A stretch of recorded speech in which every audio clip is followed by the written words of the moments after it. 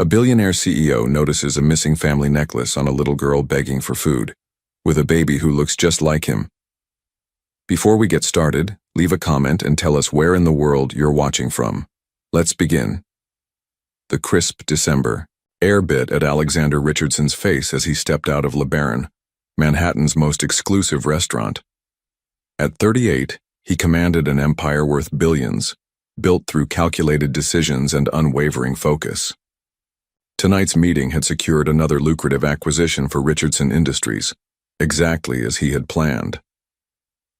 Alexander adjusted his cashmere coat and checked his Swiss watch. His driver would arrive in precisely 3 minutes. Everything in his life operated with mechanical precision, just the way he preferred it. "Please, just a little food." The soft voice barely registered in his consciousness. New York was full of unfortunate souls, and Alexander had learned long ago that he couldn't help everyone. His charitable foundation donated millions annually. That was his contribution. "Anything helps, please." Something in the voice penetrated his carefully constructed wall of indifference. Alexander glanced sideways, intending a brief acknowledgement before continuing on his path. The woman sat huddled against the building, painfully thin, clutching a bundle to her chest. Her clothes were worn but clean, someone who had clearly known better days. Alexander was about to look away when a pearlescent gleam caught his eye. A necklace. Not just any necklace. A strand of perfectly matched South Sea pearls with an unmistakable diamond and sapphire clasp.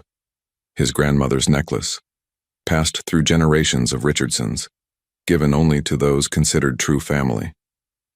His heart thundered in his chest. It was impossible. "Olivia," he whispered, his voice barely audible even to himself. The woman's head snapped up, and their eyes met.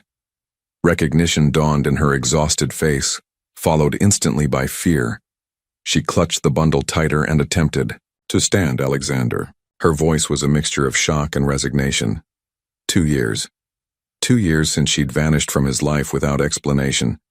2 years of wondering what he'd done wrong, before eventually convincing himself she meant nothing. "What are you?" he began, but his words died as the bundle in her arms moved. A tiny face emerged from the blankets, blinking sleepily at the cold. The child couldn't be more than 18 months old. Alexander's world tilted on its axis as the baby turned toward him with curious eyes of a particular shade of emerald green that had marked Richardson faces for generations. "Is that?" His throat constricted around the impossible question. Olivia pulled back, her face a mixture of defiance and fear. "I need to go." "Wait." Alexander stepped forward, mind racing. The timing, the eyes, the necklace he'd given her in a rare moment of genuine emotion. "Is that my child?" The baby, he couldn't tell if it was a boy or girl, stared at him with unnerving intensity as though recognizing something in his features. The same cleft chin, the same high cheekbones. "Please, Olivia." His voice softened, something that hadn't happened in years. "Just talk to me." She looked up and down the street, clearly searching for escape. "You made your priorities clear 2 years ago, Alexander. Your empire was everything, we were nothing. You disappeared." The accusation burst from him. "You never gave me a chance to—" "A chance?" Bitter laughter escaped her lips. "I gave you hundreds of chances. You missed every one." The bundle in. Her arms began to fuss, tiny hands reaching up to touch Olivia's face. She immediately softened, cooing gentle reassurances. "His name is Ethan," she said quietly, not meeting Alexander's gaze. "And yes, he's your son."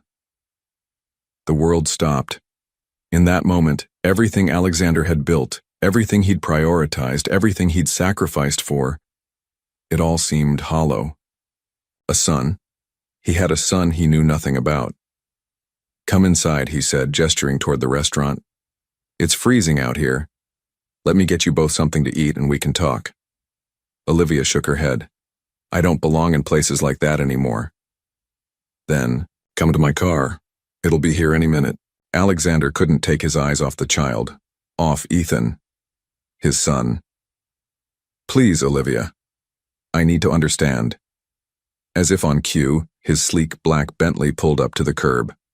The timing was perfect, as always.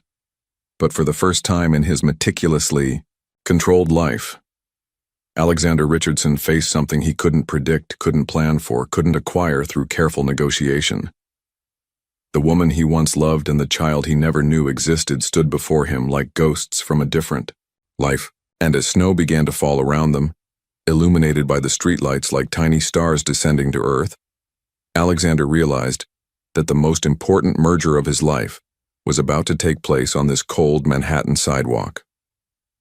As Alexander guided Olivia and Ethan toward his waiting car, the past crashed over him like an unexpected wave. The driver's surprised expression at the disheveled woman and baby quickly disappeared behind professional indifference after catching Alexander's warning glance. "Where to, sir?" the driver asked, eyes carefully focused forward. "The Westfield. Cafe 3 blocks down," Alexander replied, choosing a modest establishment where Olivia might feel more comfortable.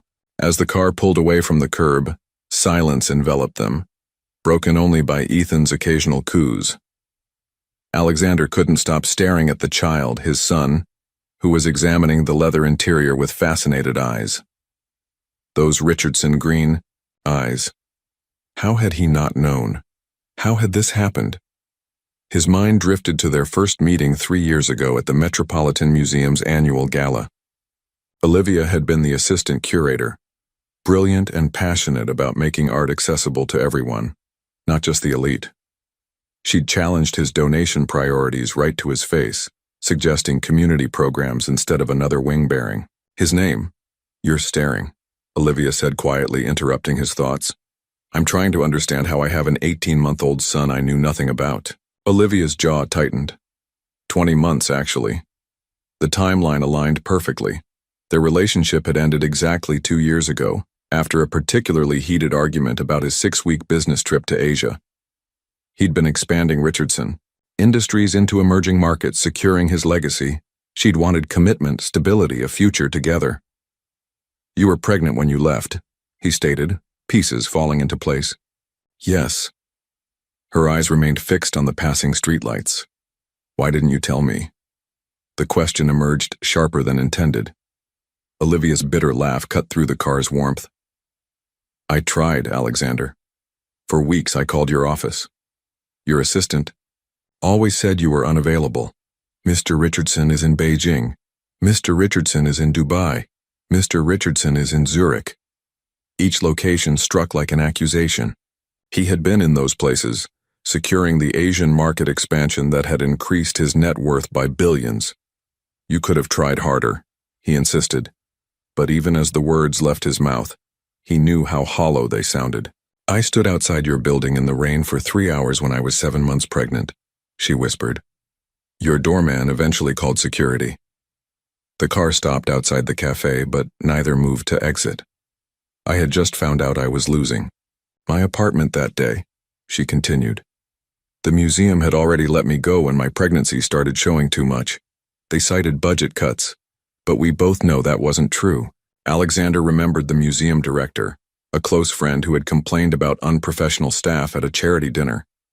Had he been talking about Olivia? Had Alexander unknowingly contributed to her downfall? When did things get so bad? He asked, glancing at her worn clothes, at the thinness of her face. She looked down at Ethan, now sleeping peacefully against her chest. The recession hit the art world hard. No one was hiring a pregnant woman with no fixed address. After Ethan was born, it got worse. Daycare costs more than most entry-level positions pay. The necklace gleamed against her collarbone, catching the streetlight. The Richardson pearls, his grandmother's prized possession worth a small fortune, should have provided her with months of comfortable living. "Why didn't you sell the necklace?" he asked. Her hand instinctively moved to touch the pearls. "It was the last piece of you," she admitted, vulnerability breaking through her defenses. "And I wanted Ethan to have something of his heritage, even if you weren't in his life." Tonight would have been different, though. He could see it in her eyes. "You were going to sell it tonight, weren't you?" Olivia nodded, tears finally spilling. Over. The shelter is full, it's below freezing, I had no choice. Alexander felt something crack inside him, the protective shell he'd built around his heart since she'd left. For the first time in 2 years, he allowed himself to feel the full weight of what he had lost through his own neglect, and what he might have gained had fate not placed him at that exact restaurant on this exact night. Inside the small cafe, Alexander and Olivia sat across from each other at a corner table. Ethan was awake now, quietly playing with a paper napkin while occasionally glancing at Alexander with curious eyes. The waitress had brought them coffee and a plate of pastries that Olivia hadn't touched. "You should eat something," Alexander said, pushing the plate toward her. "I didn't come here for charity," Olivia replied, but her eyes lingered on the food, pride battling with necessity. "It's not charity to feed the mother of my child." The words felt strange on his tongue, my child. A concept so foreign yet undeniably true as he looked at Ethan's features, a perfect blend of them both. Olivia finally took a pastry, breaking off a small piece for Ethan, who accepted it eagerly. Alexander noticed her hands trembling, slightly. "I tried to reach you," she said quietly. "When I found out I was pregnant, I called your office 13 times. 13? Alexander's brow furrowed. "I counted." Her smile was bitter. "Your assistant started recognizing my voice the last time she told me not to call again." Alexander made a mental note to fire Claire immediately. "I never knew." "Would it have mattered?" Olivia challenged. "You were building your Asian expansion. The most critical phase of Richardson Industries' growth, you called it."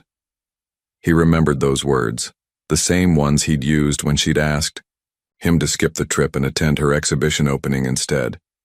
The exhibition she'd worked on for months. "I would have helped," he insisted. "Like you helped when I needed you before?"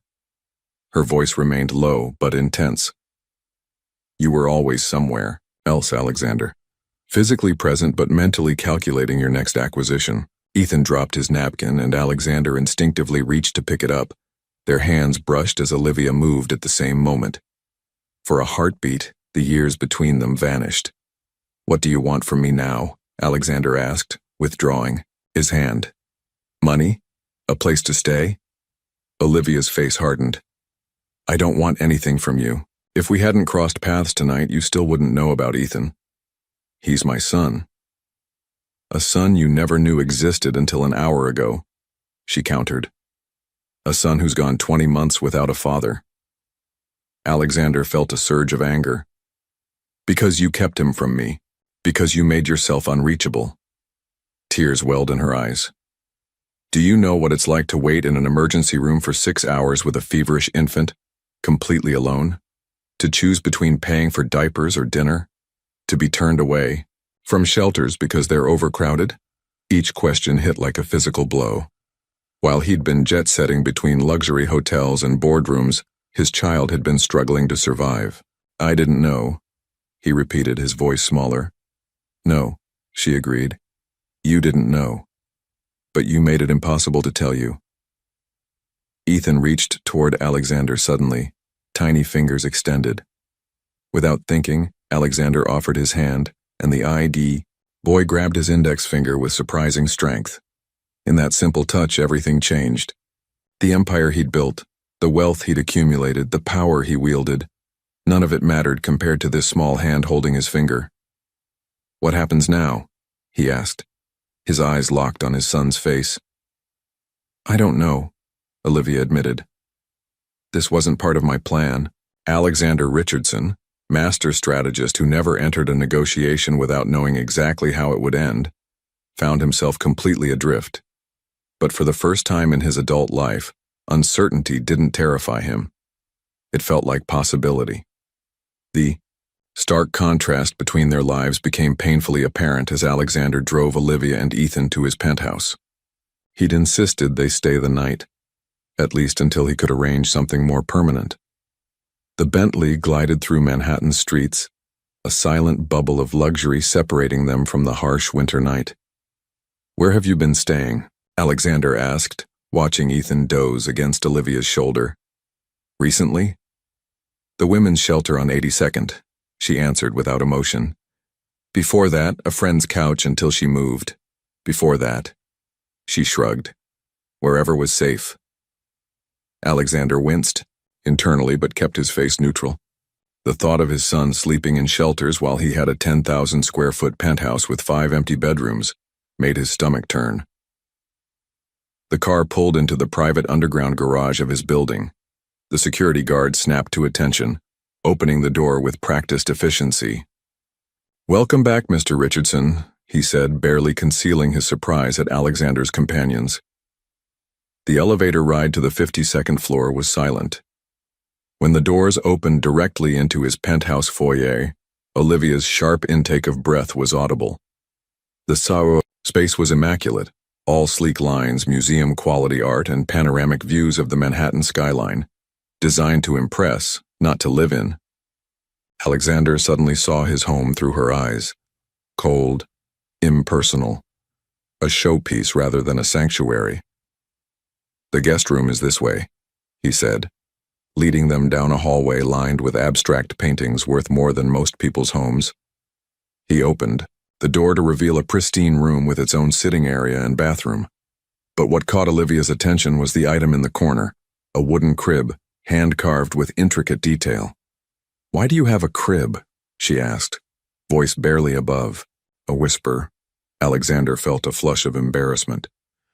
"My mother," he explained. "She had it delivered last year. Said I wasn't getting any younger and needed to continue the Richardson line. I never had the heart to send it back." The irony hung heavy between them. His mother had been preparing for a grandchild who already existed. Olivia carefully laid Ethan on the bed, surrounding him with pillows to prevent him from rolling off. The little boy clutched his worn teddy bear, a dirty, one-eyed thing that Alexander imagined must be his only constant companion. "I'll have some food sent up," Alexander said, backing toward the door. "And I can find some clothes, toiletries, whatever you need." "Alexander," Olivia's voice stopped him. "What are you doing?" He paused, genuinely confused. "Helping you." "No, this," she gestured between them. "Playing house, acting like we can just pick up after 2 years, like nothing happened." "I'm not." "You are," she interrupted. "You're trying to fix this like you fix everything, throwing money and resources at it until it goes away." Her words hit their mark. It was exactly what he always did, what had made him successful in business and a failure in relationships. "He's my son," Alexander said simply. "And you're." He hesitated. "I'm what?" Olivia challenged. "The woman who disappeared, your ex, the mother of your child, a charity case? You're the woman I never stopped thinking about," he admitted, surprising even himself with the truth. "Even when I convinced myself I had." Olivia looked away first, her defenses momentarily lowered. "One night," she conceded. "We'll stay one night. Tomorrow we figure out something more appropriate." Alexander nodded, knowing not to push. As he left the room, he caught a glimpse of his son sleeping peacefully on the king-sized bed. 20 months lost. 20 months of first smiles, first words, first steps. All moments he would never recover. In his cavernous living room, Alexander poured himself a scotch and looked out at the glittering city below, the empire he'd built, suddenly feeling hollow in comparison to what he'd inadvertently abandoned. The morning light filtered through the floor-to-ceiling windows, casting long shadows across Alexander's penthouse. Olivia stood in the kitchen, watching as Ethan happily devoured the banana slices she'd found in the otherwise empty refrigerator. Alexander entered, already dressed in a perfectly tailored suit, his phone pressed to his ear. "I don't care what." "The Tokyo office says the meeting can wait," he was saying, his tone leaving no room for argument. "Reschedule everything for the next 3 days." He ended the call and looked up to find Olivia watching him. "You didn't have to do that," she said. "Yes, I did." He approached cautiously as if she might bolt like a startled deer. "I've missed enough already." Ethan noticed Alexander and offered him a sticky, banana-covered hand in greeting. Alexander hesitated only briefly before accepting it, grimacing slightly as the mush made contact with his immaculate sleeve. "He likes you?" Olivia observed, the faintest smile playing at her lips. "Richardson charm." "It's genetic," Alexander replied, attempting humor to ease the tension. "Olivia, about last night—" "I've been thinking," she interrupted. "We need boundaries, clear ones." Alexander nodded, wiping his hand with a napkin. "I agree. I won't take your money," she stated firmly. "And I won't be controlled." "I understand, but Ethan needs stability," she continued. "I've been saving for an apartment deposit. I'm close, but not there yet." Alexander saw his opening. "I own a building in Chelsea, corporate housing for visiting executives. There's a 2-bedroom unit vacant right now. It's modest by my standards, but comfortable." Olivia's eyes narrowed with suspicion. "And the rent?" "Consider it child support," he countered. "I've missed 20 months of it." She seemed to weigh her options, pride battling practicality. Ethan chose that moment to bang his sippy cup on the counter, demanding more juice. "Temporary," she finally agreed, "until I find something I can afford on my own." Alexander nodded, knowing better than to push for more. "I'll have my driver take us there this afternoon." A notification chimed on his phone, a reminder of a board meeting he was supposed to attend in 30 minutes. For the first time in his, career, Alexander swiped it away without a second thought. "I want to spend time with him today," he said, gesturing toward Ethan. "If that's okay with you." Surprise flickered across Olivia's face. "You're not going to work?" "This is more important." The words felt foreign yet right on his tongue. Later that morning, in the penthouse's spacious living room, Alexander sat on the floor, his Italian suit collecting dust, while Ethan showed him a collection of plastic keys Olivia had produced from her bag. The boy babbled enthusiastically, occasionally forming words like blue and big. "He's talking," Alexander said, awestruck. "He's really talking." "He knows about 30 words," Olivia said, watching from the sofa. "He's ahead of the curve, according to his pediatrician." "Of course he is," Alexander replied with unmistakable pride. "He's a Richardson." Olivia's expression sobered. "He's also a Williams. My family matters too, Alexander." The rebuke was gentle but firm, and Alexander felt appropriately chastened. "You're right. I'm sorry." Ethan suddenly pulled himself up using Alexander's knee and took several wobbly steps toward a colorful toy on the coffee table. When he reached it successfully, he turned with a triumphant grin, a smile so radiant that Alexander felt something crack open inside his chest. "I want to be part of his life, Olivia," he said, his voice thick with emotion. "Not just financially, really part of it." "I don't want your money," she repeated. "I want him to have a father who's present, if he's going to have any father at all." Alexander met her gaze with newfound determination. "I will be, I promise." As the words left his mouth, his phone rang again, his executive assistant likely wondering why the CEO of Richardson Industries had suddenly gone AWOL. Alexander reached for it, then paused, looking between the phone and his son, with deliberate movement. He turned the phone off completely. The choice had never been clearer. The Chelsea apartment was modest by Alexander's standards, but felt like a palace to Olivia. 2 bedrooms, a bright living area, and a small balcony overlooking a quiet courtyard. It was more than she'd dared hope for in the past 2 years. "The furniture stays with the unit," Alexander explained as he watched Ethan explore the space with toddler enthusiasm. "But we can change anything you don't like." "It's perfect," Olivia said, running her hand over the granite kitchen counter. "I can't remember the last time I had my own kitchen." Alexander's phone rang for the 4th time that hour. He glanced at the screen and sighed. "I have to take this one. It's the Beijing deal." Olivia nodded, unsurprised. Some things never changed. "Richardson," he answered, stepping onto the balcony. Through the glass door, she watched his expression harden into the businessman she remembered. Focused, unyielding, calculating. Ethan tugged at her pant leg, holding up a toy car he'd found under the sofa. Car, he announced proudly. Yes, baby, that's a car. She knelt beside him, grateful for this small being who had become her entire world. This is our new home. What do you think? Home, Ethan repeated, testing the word. Alexander returned, his face troubled. There's a situation in Hong Kong. The acquisition is falling apart. You need to go, Olivia finished for him, the familiar disappointment settling in her chest. To her surprise, Alexander shook his head. I told them to handle it. Jensen can fly out tomorrow if necessary. But isn't this the deal you've been working on for months? It is. His gaze shifted to Ethan, who was now racing the car along the baseboards. But I've missed bigger things. Later that evening, after they'd ordered dinner and Ethan was bathed, Alexander awkwardly attempted to help with the bedtime routine. His inexperience was evident as he struggled with diaper tabs and pajama snaps. How do you do this every night?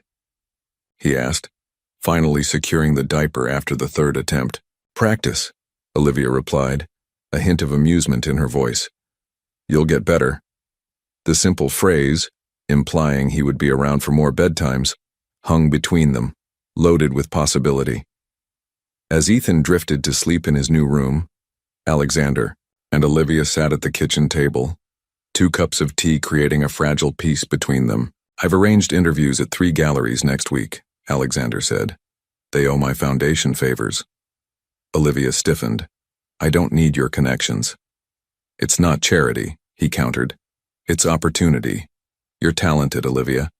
The art world lost something when you stepped away. Before she could respond, his phone buzzed with a text.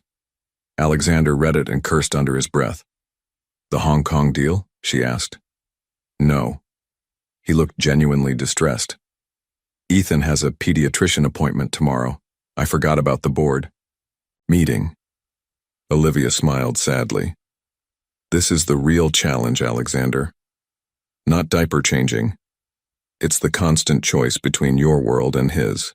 He stared at his phone, then back at her. What time is the appointment? 9:30. But Alexander, you don't have to.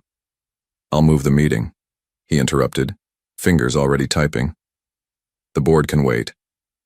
Olivia watched him, wondering if this new version of Alexander would last. She'd seen glimpses of it during their relationship, moments when the driven businessman gave way to someone capable of genuine connection. But those moments had always been fleeting, quickly swallowed by spreadsheets and acquisitions. Why are you looking at me like that? He asked, catching her gaze. I'm wondering how long this will last before Richardson Industries reclaims your full attention. Instead of defensiveness, Alexander's face showed understanding. I've given that company every minute of my life for 15 years, he said quietly. What do I have to show for it? Numbers in a bank account. A name on a building. He glanced toward Ethan's room where soft baby snores could be heard. I want more than that now. For the first time since their unexpected reunion, Olivia allowed herself to hope that maybe, just maybe, people really could change. The spring sunshine bathed Central Park in a golden glow as Alexander spread a checkered blanket beneath a blossoming cherry tree. 2 months had passed since their chance encounter, 2 months of cautious rebuilding and unexpected discoveries.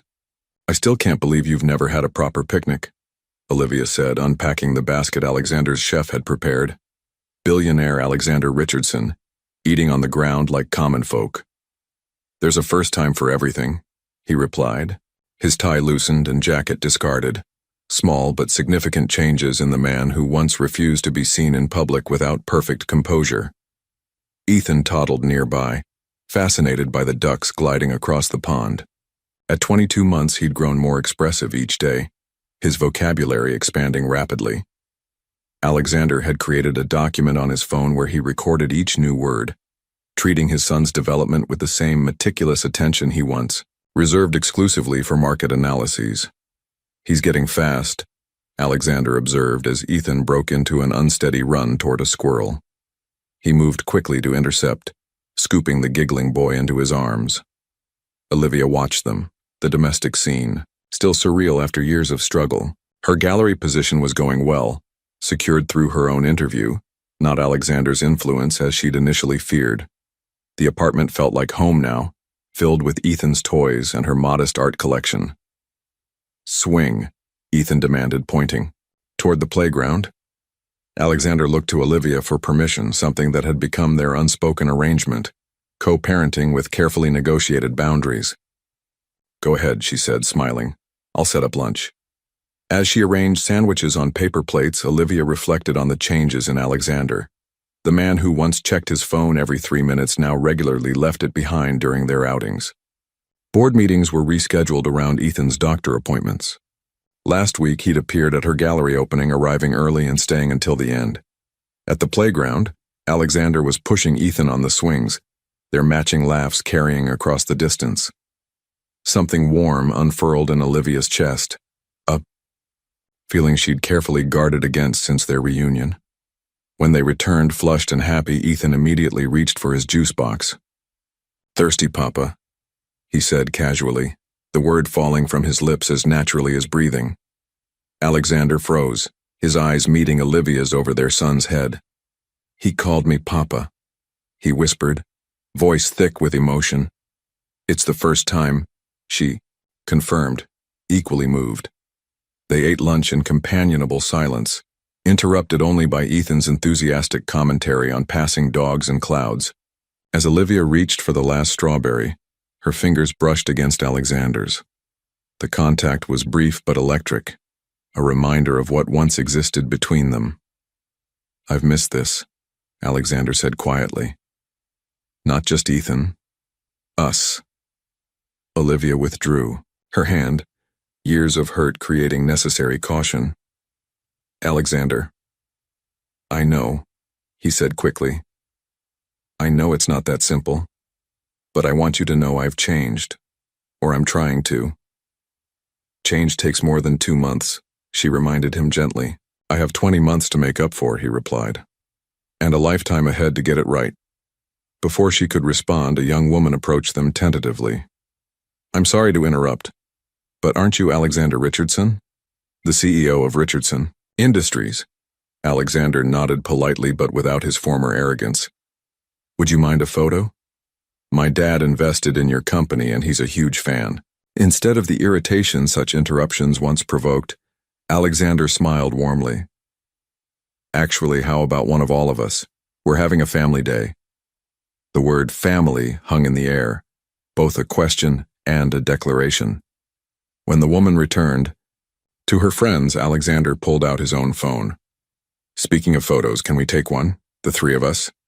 A fellow park-goer obliged, capturing the moment. Ethan between them, all 3 smiling in the dappled sunlight. When Alexander looked at the result, something shifted in his expression. "What is it?" Olivia asked. "I want this framed for my office," he said simply, "to remind me of what actually matters." As the afternoon waned and Ethan dozed on the blanket, between them Olivia allowed herself to acknowledge the truth she'd been fighting. Despite everything, her heart was opening to him again, one careful inch at a time. The autumn leaves crunched beneath Olivia's feet as she hurried toward the small gallery where she'd been working for the past 4 months. Her phone buzzed again, the 3rd call, from Marcus, the gallery owner, in the past hour. Something was wrong. When she arrived, the usually bustling space was eerily quiet. Marcus sat at the reception desk, head in his hands, a stack of papers scattered before him. "What's happening?" Olivia asked, setting down her bag. Marcus looked up, his face ashen. "It's over, Olivia. I've lost everything." Over the next painful hour, Marcus explained how he'd invested the gallery's reserves in a friend's art tech startup that had spectacularly imploded. The upcoming exhibition they'd been planning, Olivia's first major curatorial project since returning to the art world, would be canceled. The gallery would close by the end of the month. "I'm so sorry," Marcus said, genuine regret in his voice. "You were bringing new life to this place."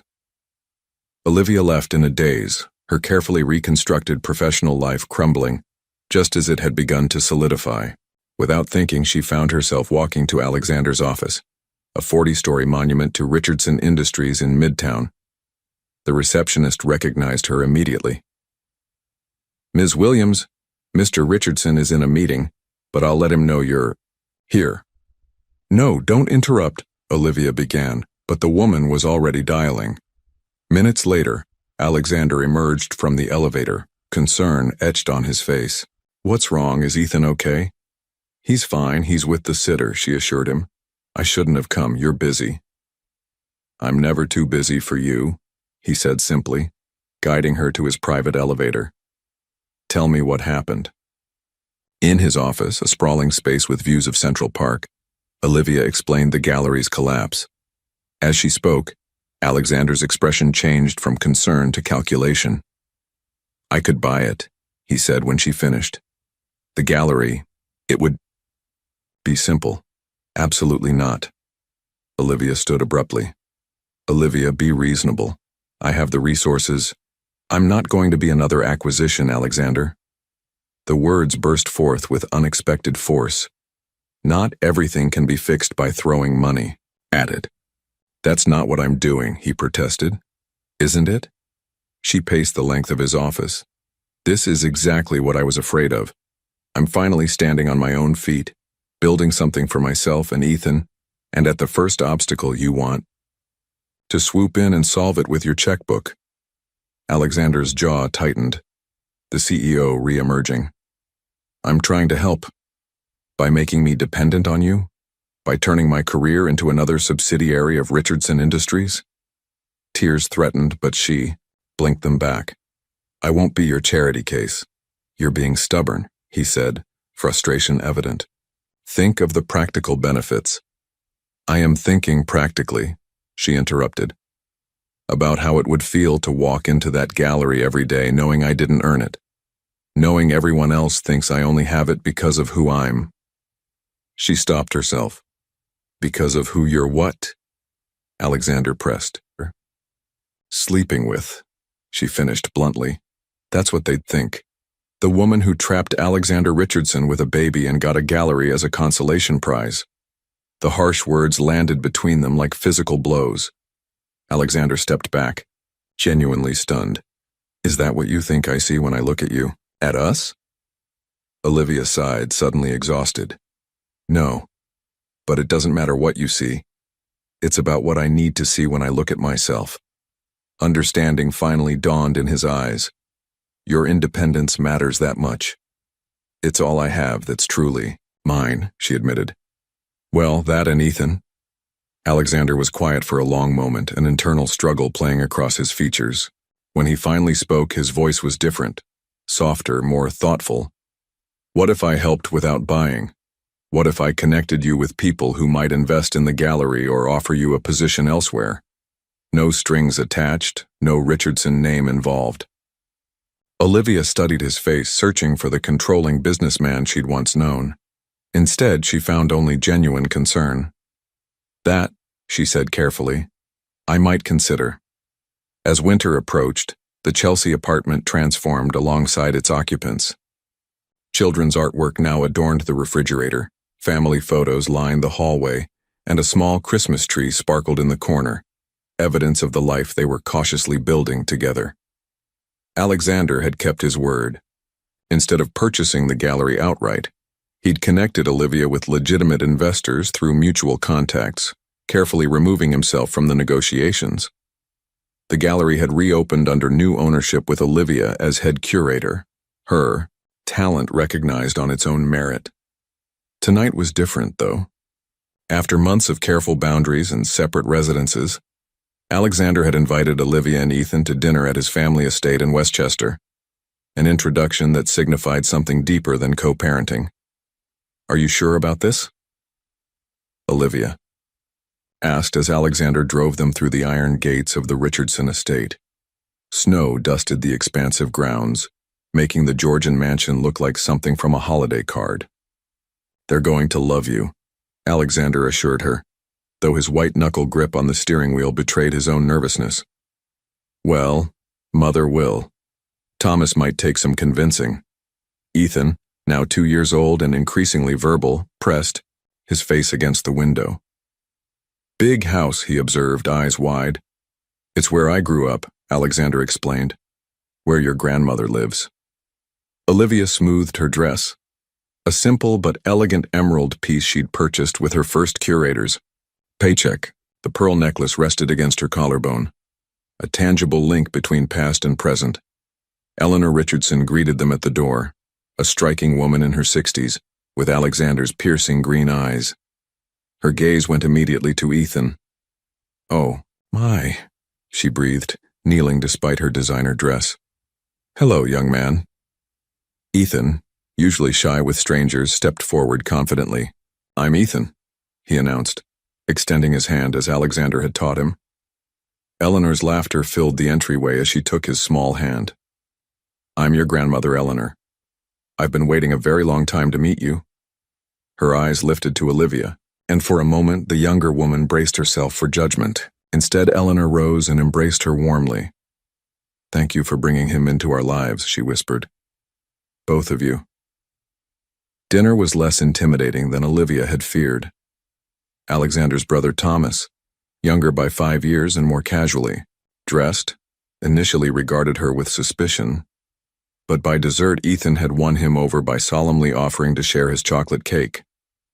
"He has your stubborn chin," Thomas told Alexander, but thank God he got his mother's charm. After Ethan had been tucked into bed in Alexander's old room, the adults gathered in the library for drinks. The conversation flowed naturally until Eleanor made an innocent comment about Olivia's lovely little apartment. "It's perfect for us," Olivia replied, feeling Alexander tense beside her. "But surely," Eleanor continued, "it would make more sense for all of you to be together. This house is enormous and Alexander's penthouse has plenty of room." "Mother," Alexander warned. "What? I'm merely suggesting what's practical. Ethan should grow up in a proper home with both parents." "My home is proper," Olivia said quietly but firmly. "And Alexander has been wonderfully present for Ethan while respecting my independence." Eleanor's expression softened with understanding. "Of course. I apologize if I overstepped." Later, as they prepared to leave, Alexander surprised everyone by defending Olivia when his mother made another well-intentioned but elitist remark about Olivia's gallery being in a transitional neighborhood. "Actually, Mother, Olivia's gallery is showing artists no one else has the vision to discover. Her last exhibition sold out completely. The neighborhood is lucky to have her." The drive back to the city was quiet, Ethan asleep in his car seat. When they arrived at the Chelsea apartment, Alexander carried his son inside and helped settle him in bed. "Thank you," Olivia said as they stood in the kitchen afterward, "for what you said to your mother." "I only told the truth," he replied. "You're extraordinary, Olivia. You always have been." The compliment hung between them, honest and unembellished. Alexander reached out slowly, giving her time to pull away, and tucked a strand of hair behind her ear. "I've been thinking," he said, carefully, "about what my mother said." Olivia stiffened slightly. "Alexander, not about moving in together," he clarified quickly. "About Ethan having both parents in his life, properly. He does have both of us. I know, but I was wondering." He took a deep breath. "Would you and Ethan like to come to Aspen for Christmas? My family has a lodge there. Separate rooms, of course," he added hastily. "I just thought it would be nice for Ethan to have a real family Christmas, for all of us to be together." The invitation was more than a holiday proposal. It was a step toward a future neither had dared imagine 6 months ago. Olivia looked at him, this new Alexander who had learned to listen, to compromise, to put others first. For the first time since their reunion, she allowed herself to truly believe in the possibility of them. "I think," she said slowly, "that would be wonderful." The Aspen trip had transformed something between them. Now, 3 months later, Alexander sat in his penthouse office, the family photo from Central Park prominently displayed beside his computer. He traced the pearl necklace in the image with his finger, lost in thought when his phone rang. "The Hong Kong investors are getting impatient," Jensen, his COO, reported. "They want an answer by tomorrow."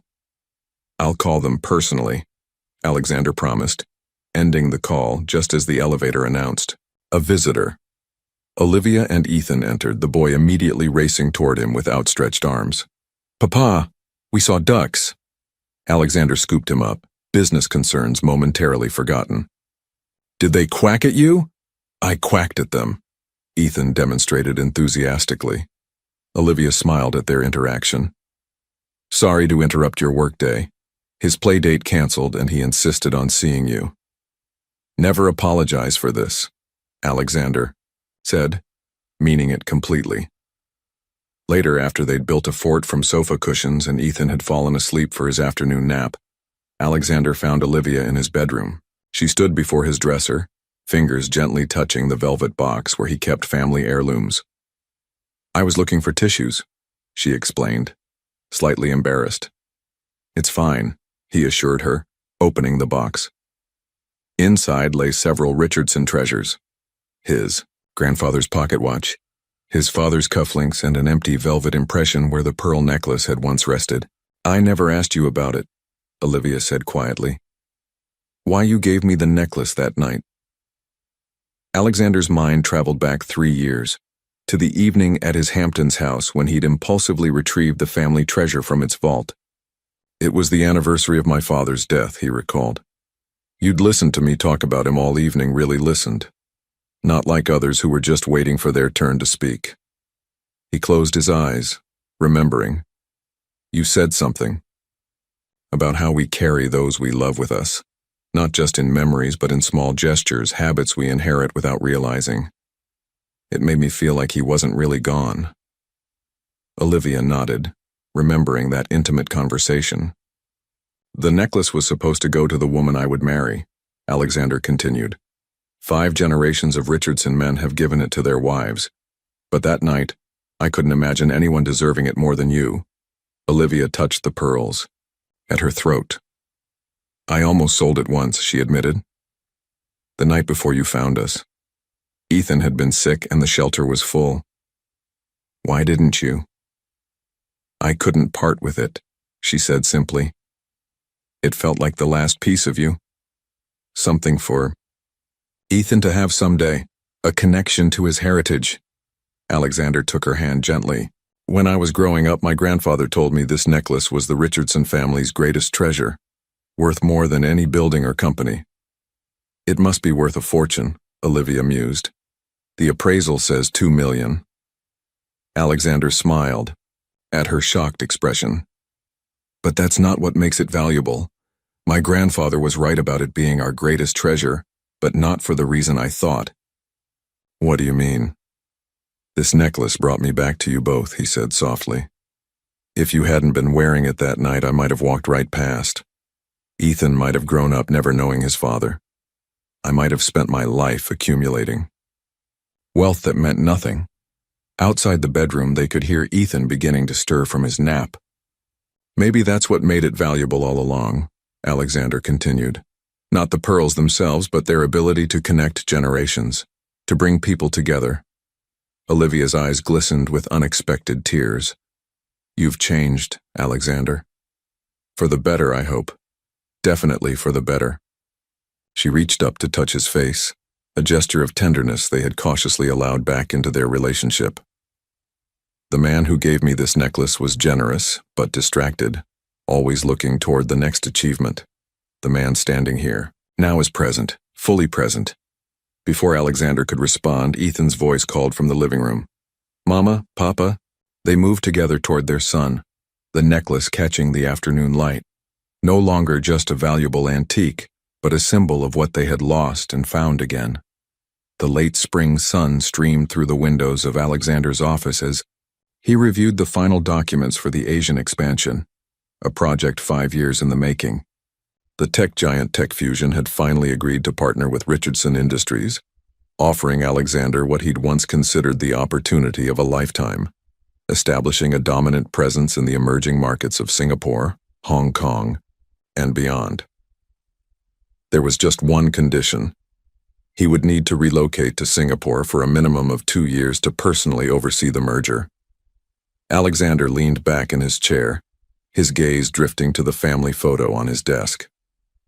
A year ago, this decision would have been automatic. His empire had always come first. Now everything was different. Ethan had just turned 2.5, developing his own personality daily. The thought of missing those precious moments made his chest tighten, his intercom buzzed. "Mr. Richardson, your 3 o'clock is here. Send her in," he replied, putting aside the contract. Olivia entered, looking radiant in a professional navy dress. Their relationship had evolved into something neither could have predicted, not quite back together, but far more than co-parents. There was an ease between them now, built on renewed trust and shared priorities.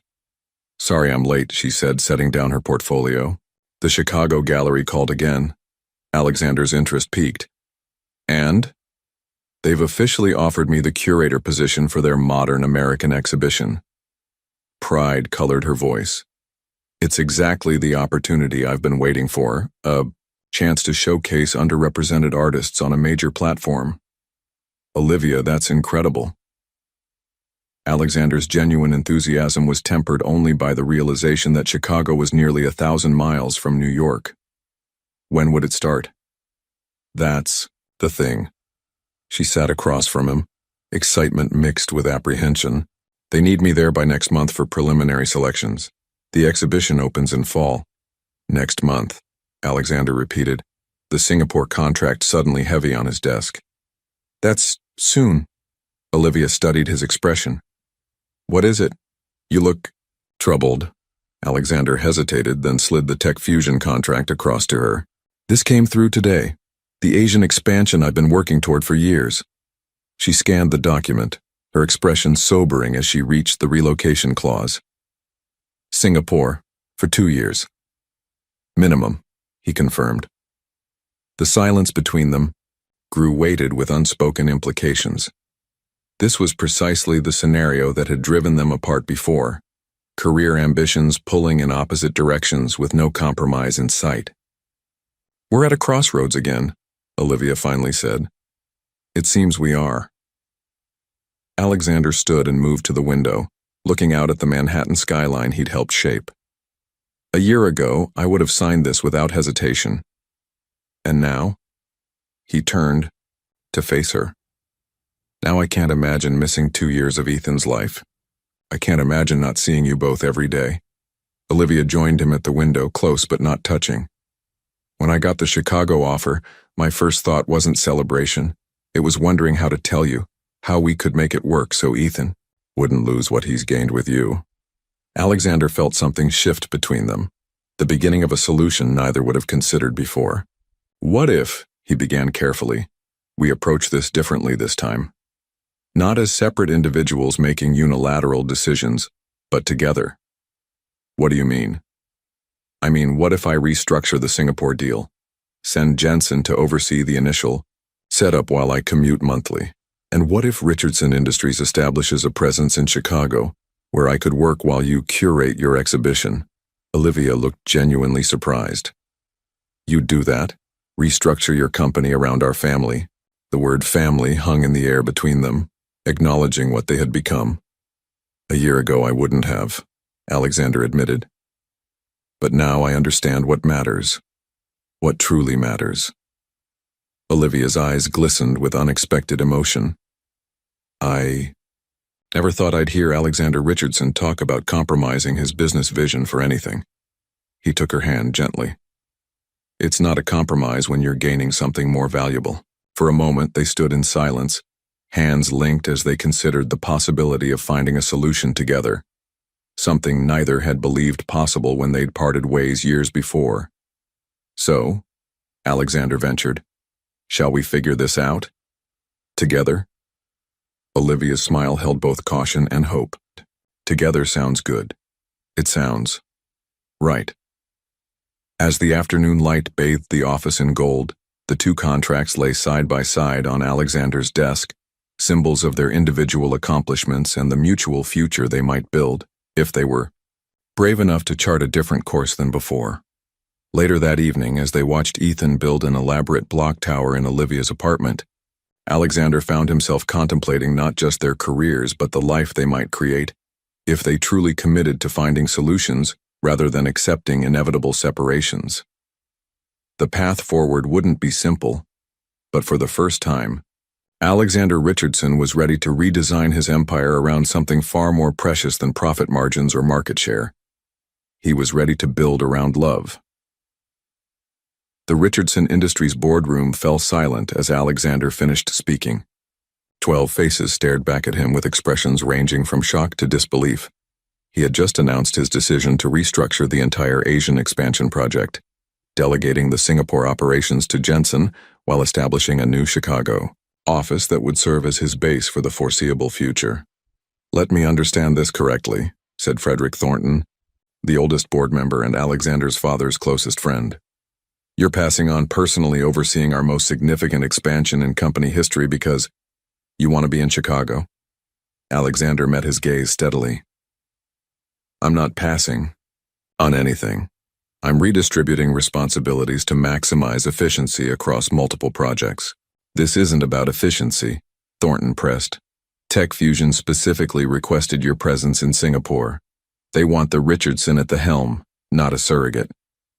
"Jensen has been with this company for 15 years, Alexander countered.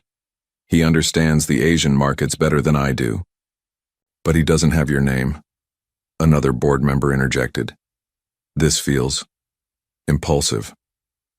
Alexander opened a folder and slid documents across the polished table. "These are the revised projections for the next 5 years, accounting for our simultaneous expansion into both markets. As you can see, the profit margins remain virtually unchanged, with potential for increased growth in the Midwest sector." The room filled with the sound of rustling papers as the board reviewed his meticulously prepared data. Alexander watched them, remembering nights spent creating these projections while Ethan slept in the next room and Olivia worked on her exhibition plans. They'd developed this solution together, each making compromises to support the other's dreams. "The numbers look solid," admitted Caroline Wright, the CFO. "But I have to ask, why Chicago specifically? We have no existing infrastructure there." Alexander had prepared for this question.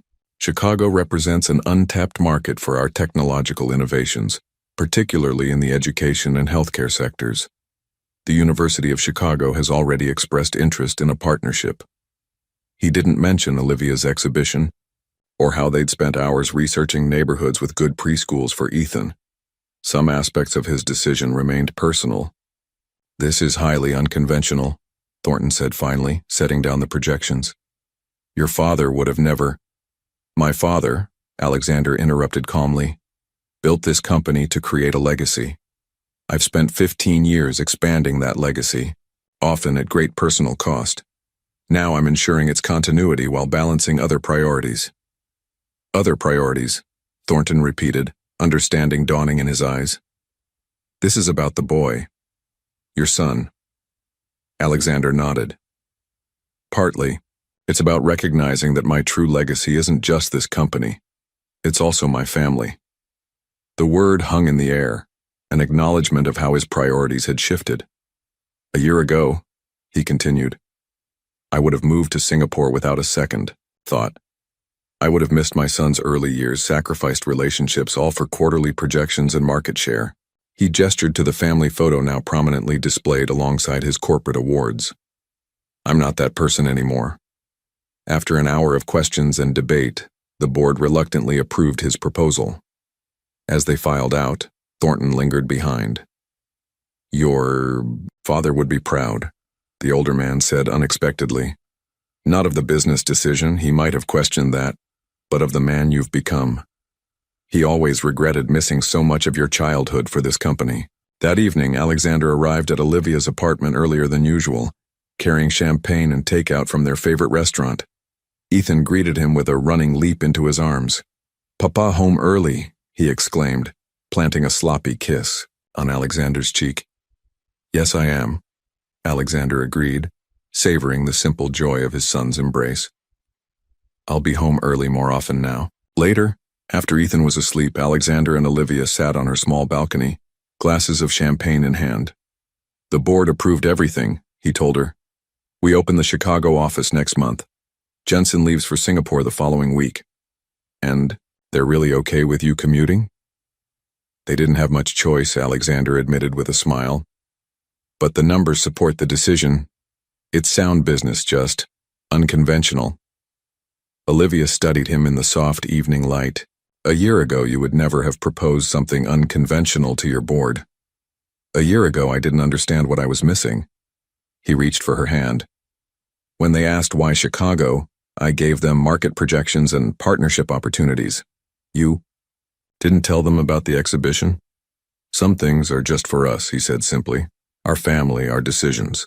The word family settled comfortably between them. No longer hypothetical, but real and growing stronger each day. To new beginnings, Olivia said, raising her glass. In Chicago and beyond. As they clinked glasses, Alexander marveled at how his definition of success had transformed. The empire he'd spent his life building now seemed hollow compared to the family he was creating, not through acquisition or investment, but through love, compromise, and presence. The Chicago townhouse was nothing like Alexander's Manhattan penthouse. 3 bedrooms instead of 6, a modest garden rather than panoramic city views, and warm, lived-in spaces instead of museum-like perfection. It was, in every way that mattered, a home. What do you think, buddy? Alexander asked as Ethan raced through the rooms, exploring his new territory with unbridled enthusiasm. My room has stars, the little boy exclaimed, pointing to the ceiling, where Olivia had carefully applied glow-in-the-dark constellations. So it does, Alexander agreed, catching Olivia's eye with a smile. The astronomical touch had been her idea, a way to make the transition easier for their son. Their son? The phrase still filled him with wonder, even after months of co-parenting. Now with the 3 of them under one roof, it felt official in a way it hadn't before. The decision to live together had come naturally after securing both the Chicago gallery position and opening the new Richardson Industries office. Alexander had insisted on finding a place they chose together, somewhere that belonged to both of them equally with no ghosts of his former life. The movers are asking about the piano, Olivia called from downstairs. They're not sure it will fit through the doorway. Tell them to use the bay window, Alexander replied, remembering how his own mother's piano had been moved into their family home when he was a child. Later that evening, after the movers had departed and they'd ordered pizza, another departure from Alexander's former life of personal chefs, they sat in their partially furnished living room, surrounded by boxes. This feels surreal, Olivia admitted, watching Ethan arrange his toys in elaborate patterns on the hardwood floor. If someone had told me a year ago that we'd be here, I would have called them delusional, Alexander finished with a chuckle. And yet here we are. His phone buzzed with a message from Jensen in Singapore. The Asian deal was proceeding smoothly, with only minor adjustments needed to the original plan. Alexander sent a brief reply, then deliberately set the phone aside. Another new habit he was cultivating. The gallery space is even better than the photos, Olivia said, changing the subject. You should see it. The lighting is perfect for the installation pieces. I'd love to. Tomorrow? She nodded, still amazed at how easily he now adjusted his schedule around their family. 3 days a week, Alexander worked remotely from their home office. The other 2, he went to the new Richardson Industries Chicago headquarters, but never stayed past 5. It was a seismic shift from the workaholic who had once regularly canceled plans for last-minute business emergencies. Alexander watched Ethan playing, struck by how quickly children adapted. In the 3-year-old's world, this was simply how things were supposed to be.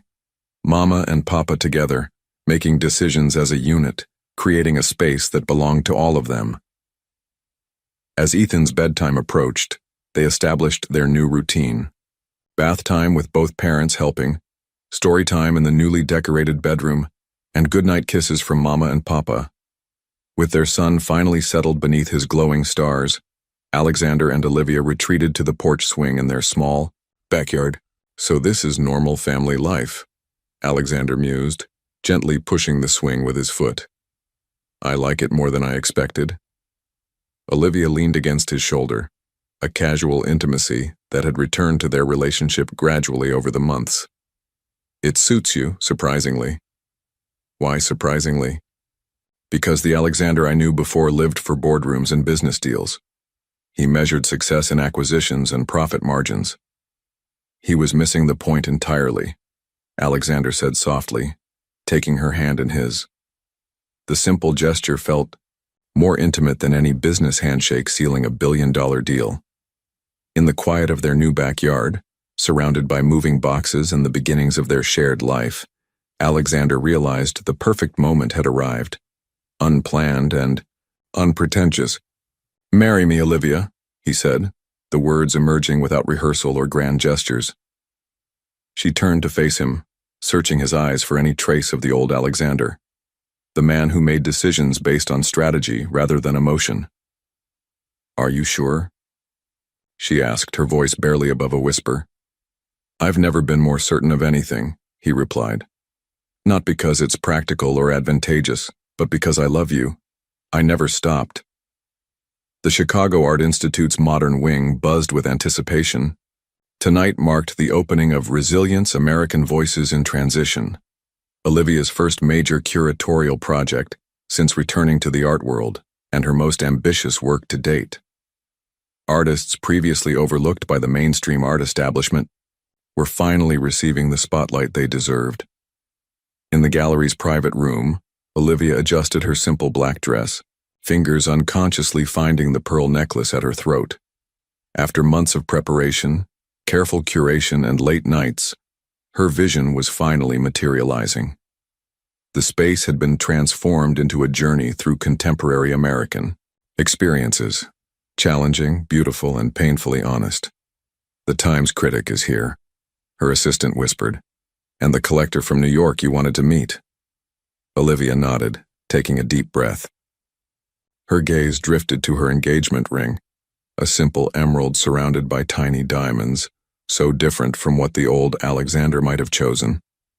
He had selected it carefully, explaining that he wanted something that represented growth and new beginnings rather than just monetary value. Speaking of Alexander, he was conspicuously absent. He'd texted an hour ago about an emergency with Ethan, who had developed a sudden fever.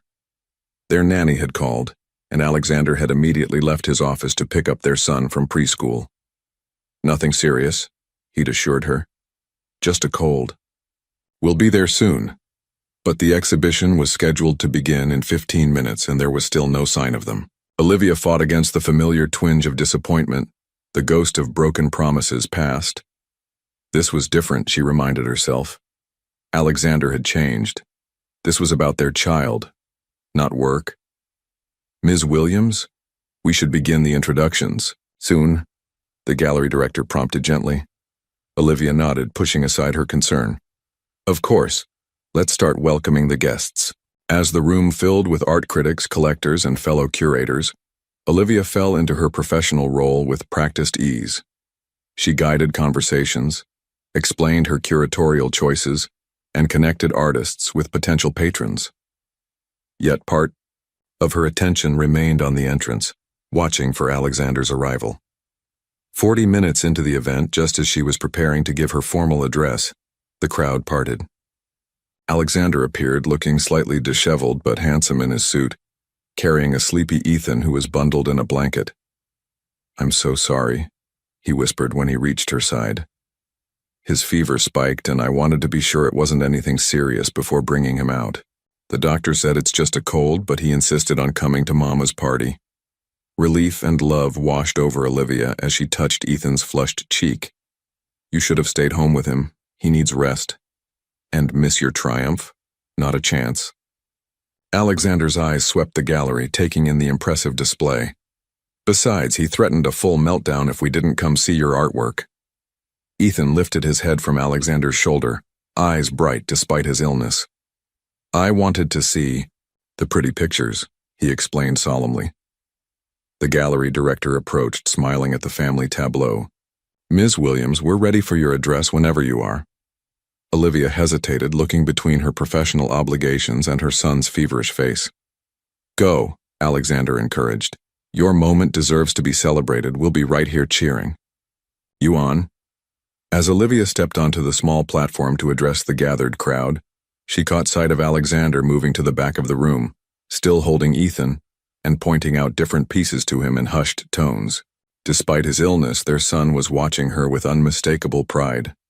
Her speech flowed naturally, explaining her vision for breaking barriers in the art world and creating spaces for voices often relegated to the margins. When she finished, to enthusiastic applause, her gaze found Alexander's across the room. The look of pure admiration in his eyes mirrored exactly how she felt seeing him there. The powerful CEO who had rearranged both his company and his priorities to be present for what mattered. Later, as the event wound down and Ethan dozed in, Alexander's arms they found a quiet moment near the exhibition's centerpiece, a striking mixed-media installation representing interconnected journeys. "This is incredible, Olivia," Alexander said, genuine awe in his voice. "You've built something extraordinary here." "So have you," she replied, gesturing to the Richardson Industries Chicago office, visible through the museum's windows across the park. "We both have." Alexander shifted Ethan's weight, looking thoughtful. "Do you ever wonder what would have happened if we'd never crossed paths that night in New York? If I'd walked out a different door of that restaurant?"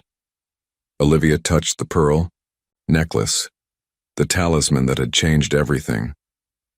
"I used to believe some things were just bad timing. Now I think." She met his gaze, the truth crystallizing between them. Some people are destined to find each other, no matter how many detours life throws in their path. As Alexander leaned forward to kiss her, their sleeping son nestled between them, Olivia realized they had both traveled precisely the journey they needed to arrive at this moment. Stronger, wiser, and finally ready to build something that would outlast any business empire or art exhibition, a true family. A year had passed since the Chicago exhibition. Spring sunshine warmed the garden of their townhouse where guests gathered to celebrate Ethan's 4th birthday. The backyard had been transformed into a miniature safari, complete with animal-shaped balloons and a cake featuring Ethan's current obsession, lions. Alexander watched his son run among his preschool friends, his laughter carrying across the garden. Nearby, Olivia directed caterers with the same quiet confidence she brought to her gallery work. Her simple white sundress complemented the pearls at her throat, the necklace now as much a part of her as her smile. Quite the change from boardroom negotiations, Eleanor Richardson remarked, joining her son. "You seem happy?" "I am," Alexander replied simply. "Happier than I ever thought possible." His mother patted his hand approvingly. "Your father would have been proud. He always wanted this for you, though he never knew how to show it." Alexander nodded, understanding his father better now that he was a parent himself. "It took me too long to realize what truly matters."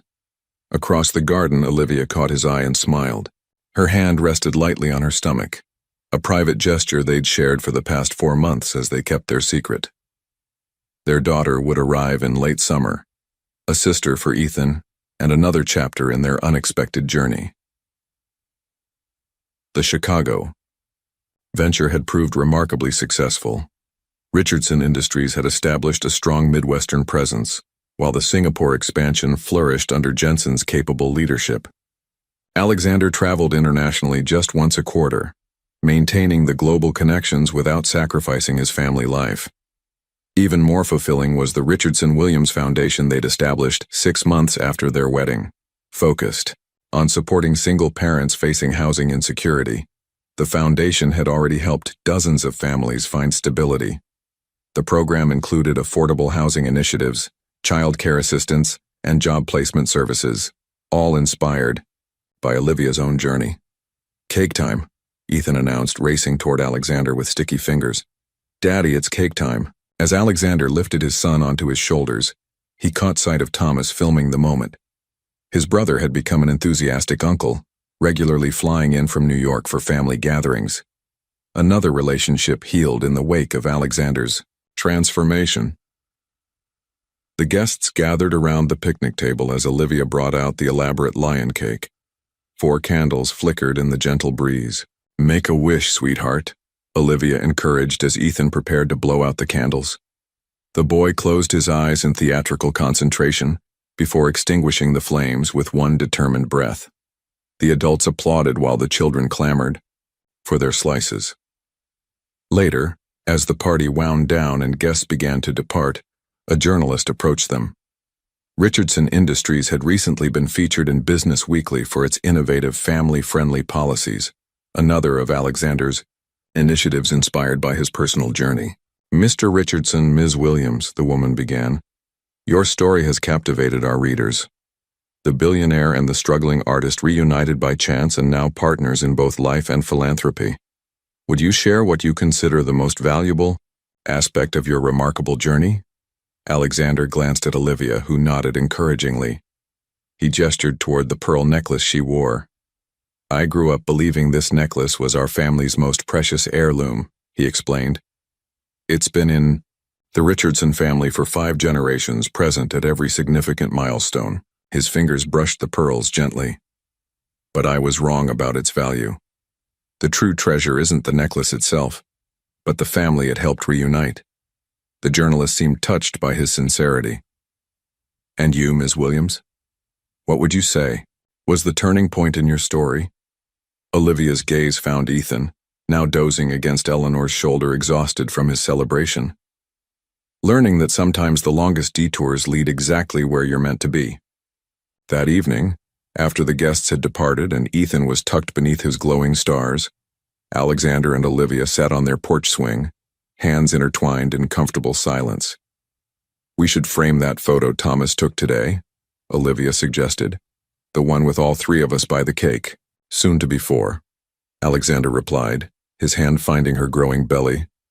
As twilight deepened into night, they remained together on the swing, the pearls gleaming softly in the gathering darkness.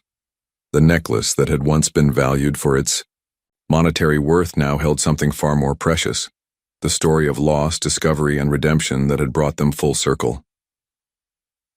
In the quiet of their Chicago garden, surrounded by the life they'd built together, Alexander Richardson finally understood the true meaning of legacy. It wasn't about buildings bearing his name or acquisitions that expanded his empire. It was about the love that transformed him, the family that completed him, and the future they would build. One day, one choice, one moment of presence at a time.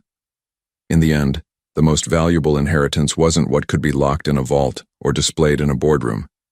It was the capacity to recognize what truly mattered before it was too late, a lesson worth more than all the pearls in the world.